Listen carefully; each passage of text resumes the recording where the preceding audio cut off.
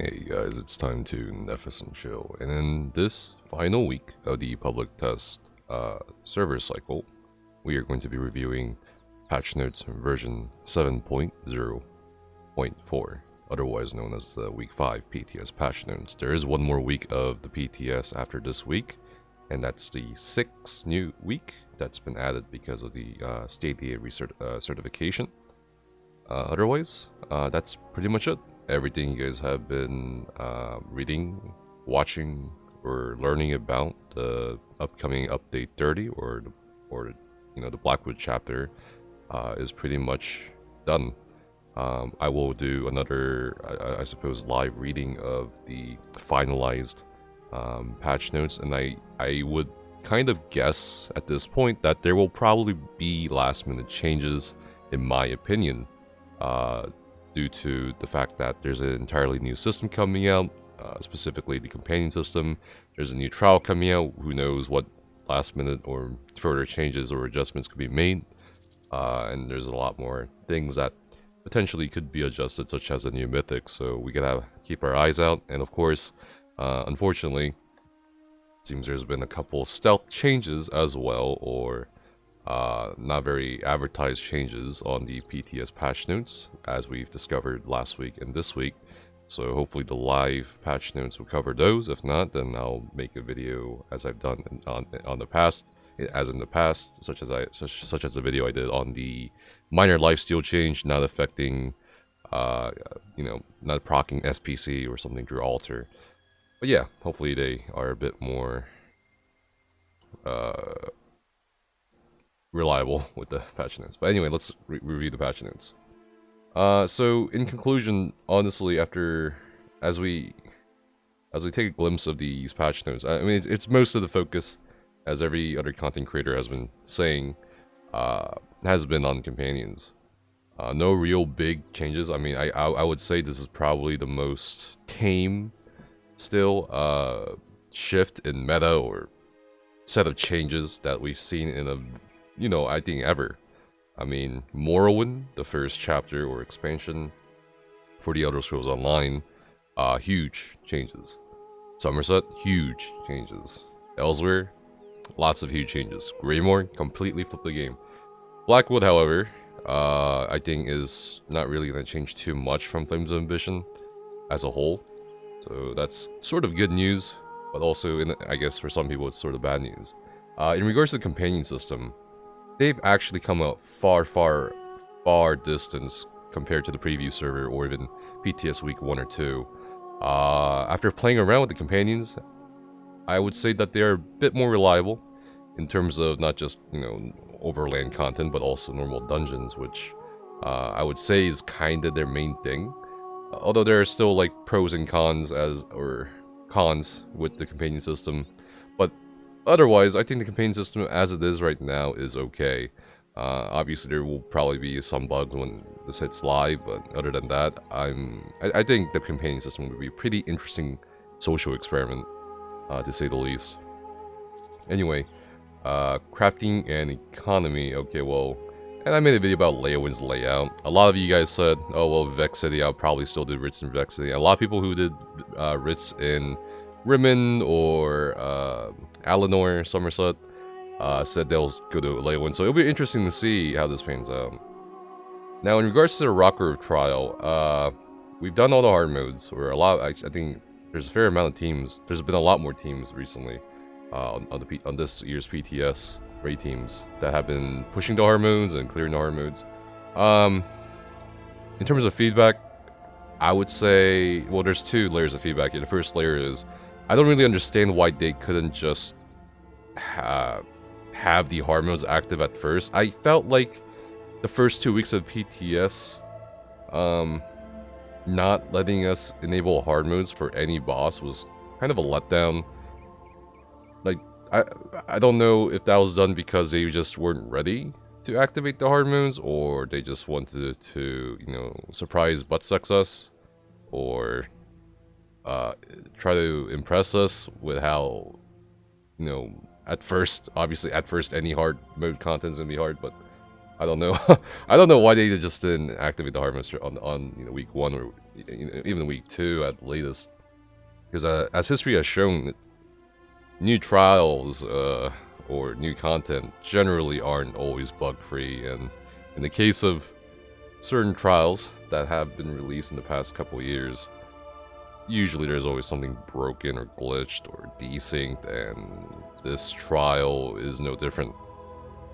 In terms of feedback on second layer for the content itself, I think a lot of groups would genuinely enjoy Rockgrove. Veteran, normal, hard mode. In terms of the hard mode feedback, I've given my feedback already to the concerned devs. But in terms of the hard modes, I would say boss 1 post week 4 is kind of got worse in terms of like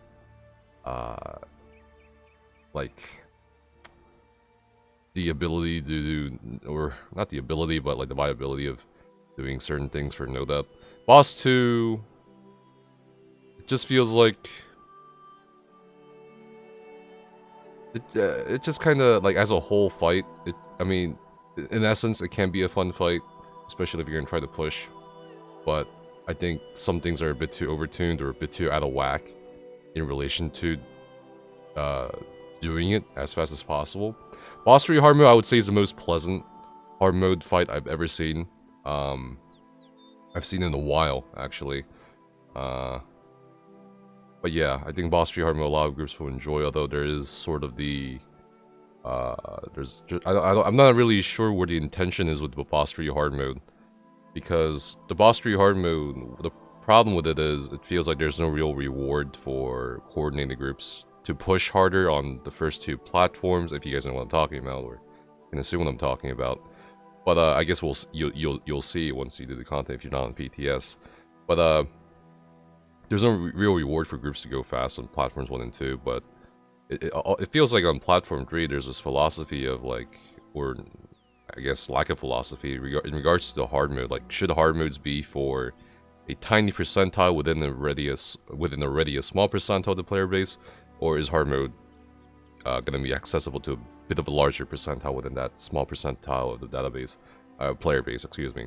Because right now, to clear the hard mode consistently or successfully on the last boss for the last platform, you basically need to be flawless. So what's the line between clearing a hard mode and no deathing the hard mode? So I think hopefully they'll potentially readjust that part, but other than that, boss 3, apart from the desyncs and the bugs that occur with the Death Star AoEs and so forth, I hope that's fixed too before it goes live. It's really annoying. And yeah, that's pretty much it. That's pretty much all my feedback for boss 1 and 2. Overall, the trial, quite a surprising addition to the game. I honestly thought we would be kind of disappointed. I mean, some parts of the fights are a bit disappointing, but I think overall it's still gonna be a fun piece of content for most people. Other than some of that, again, like some changes, like Oxetsil will now always cast Savage Blitz when intended. That's not true. There's a couple things listed here on the patch notes that basically I'll believe it when I see it, right? Boss 2 hard mode was nerfed, but I think most groups will still find it challenging. Boss 3 fixes. Other than that, there isn't too much else. Looks like there's been adjustments to Oblivion portals. Oblivion portals, when I could find them, were slightly buggy, but I think overall they'll be fun overland content for particularly people who do like to play alone. So that's going to be interesting. Other than that, that's pretty much it, I think, in regards to the content fixes and adjustments. For the combat and gameplay and combat abilities, the juicy part. Fixed an issue where some bonuses that activated while crowd control could get stuck on your character if they died with them active. It would only disable until they reactivated and the duration ran off. Fixed an issue where some procs that required to kill an enemy within a time period damaging could fail to activate in some situations. There was a Sororia bug too that's not been fixed, even though they said to fix it.